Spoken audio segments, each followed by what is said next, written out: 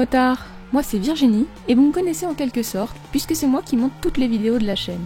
On a lu vos retours sur le dernier format et du coup aujourd'hui je prête ma voix à cette petite série. Cette année, comme on a multiplié les essais de motos et de scooters, on s'est dit qu'il serait intéressant de faire une petite synthèse. L'idée c'est d'avoir une vision d'ensemble de ce qui s'est fait de meilleur sur le millésime 2025. Cette semaine, on va s'intéresser au A2. N'hésitez pas à nous dire le top que vous feriez en commentaire puisque le nôtre est bien évidemment exhaustif. N'oubliez pas de vous abonner et de mettre un petit like si vous aimez la vidéo. Notre numéro 5, parlons un peu de la Honda NC750X. C'est une moto qui existe depuis 2012 et dès le départ, elle a un peu cassé les codes. On est un peu entre la moto et le scooter. Assez vite, elle est passée d'un moteur de 670 à 745 cm3.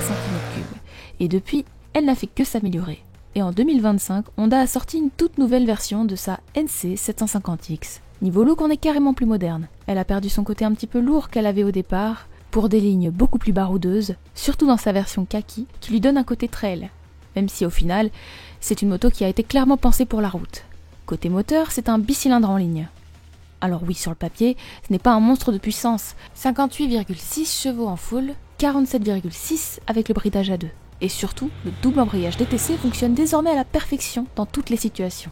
Côté partie cycle, le châssis est sérieux et il met tout de suite en confiance. Ce n'est pas une sportive, mais elle offre déjà de très bonnes sensations, notamment pour les débutants ou ceux qui veulent une moto facile et rassurante. Et pour ne rien gâcher, elle a plein de petites choses vraiment pratiques. Un coffre de 23 litres intégré dans le faux réservoir, un écran TFT de 5 pouces connecté, des grosses poignées passagers, une bulle protectrice, bref, elle a tout ce qu'il faut.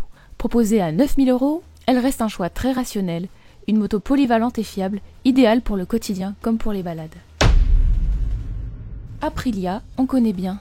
C'est une marque qui rime avec sportivité depuis toujours.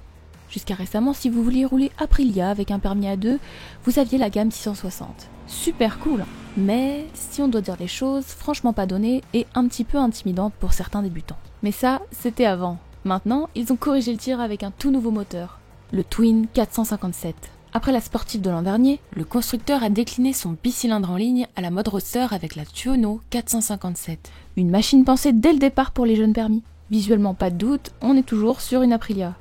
On reconnaît direct le style de la marque, avec la triple optique super acérée. Et ils ont même mis un cadre périmétrique en aluminium, une chose qu'on voit rarement dans cette catégorie d'habitude. Le reste de la partie cycle se montre un petit peu plus classique à l'image des suspensions efficaces, mais réglables pour un pilotage plutôt sportif. Heureusement, le bicylindre en ligne de 457 cm3 a du répondant et du caractère avec son calage à 270 degrés.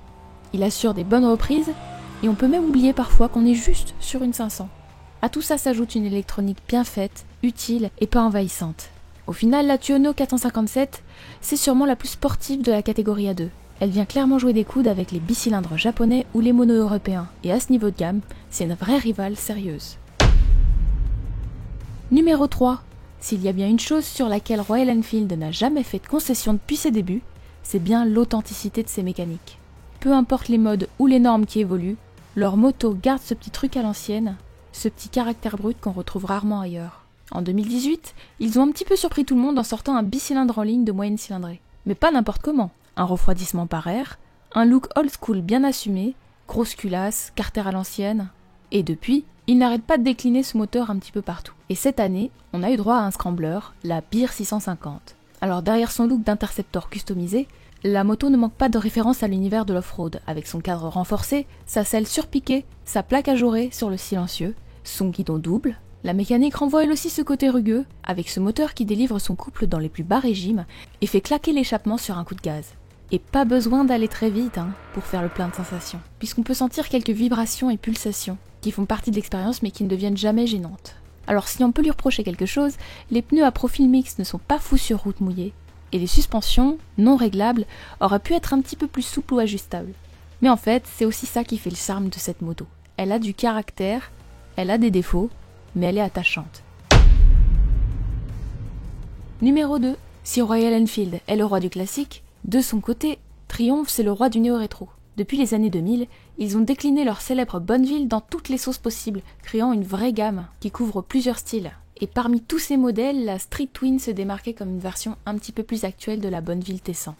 En 2022, elle a changé de nom pour devenir la Speed Twin 900. Et cette année, elle a enfin droit à son évolution.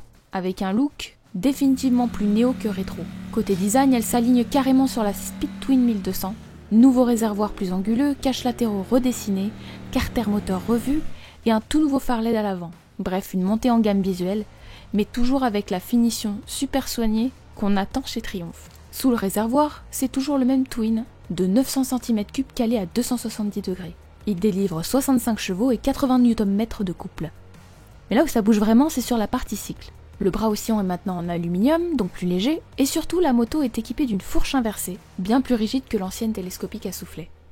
Résultat, on a un comportement plus sain, plus précis, et des capacités dynamiques revues à la hausse. Elle est clairement plus joueuse qu'avant.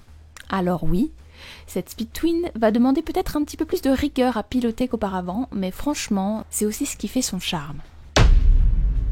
La MT-07. Lancée en 2014, elle s'est tout de suite imposée comme la star du marché des roadsters. Son accessibilité, son dynamisme a tout de suite tapé dans l'œil des jeunes motards.